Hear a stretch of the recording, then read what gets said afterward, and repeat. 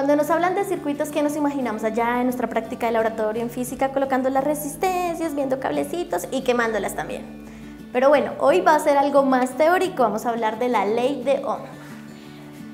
Para la ley de Ohm necesitamos hablar de voltaje, corriente y resistencia, ¿listo? El voltaje, que lo medimos en voltios, la corriente, que simboliza con una I, la medimos en amperios, y la resistencia, que la simbolizamos con una R y la medimos en ohmios.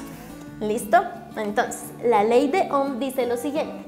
Dice que el voltaje es igual a la corriente por la resistencia. Y bueno, ¿cómo nos aprendemos esto?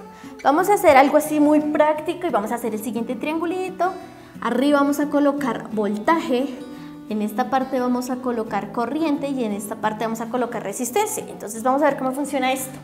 Si yo necesito voltaje, pues listo, tachemos voltaje. ¿Y qué nos queda? I, R. Pero mire que están seguidas. Si están seguidas es porque estamos multiplicando. Y ya tenemos la primera ecuación, la ley de Ohm.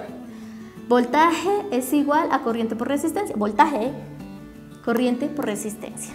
Listo. Pero ¿qué pasa si lo que necesitamos no es el voltaje, sino lo que necesitamos es la resistencia? Entonces vamos a nuestro triangulito, tachamos resistencia. ¿Pero qué nos quedó? Voltaje arriba, corriente abajo. Es exactamente lo que tenemos que poner en nuestra ecuación. Entonces veamos. Resistencia es igual a voltaje sobre corriente. Voltaje sobre corriente. Perfecto. Pero si no necesitamos ni el voltaje ni la resistencia y lo que necesitamos es la corriente, pues lo mismo, tenemos nuestro triangulito y tachemos corriente. Entonces, ¿qué nos quedó? Nos quedó voltaje arriba, resistencia abajo. En nuestra ecuación, ¿qué sería? Corriente es igual a voltaje sobre resistencia. Así de fácil.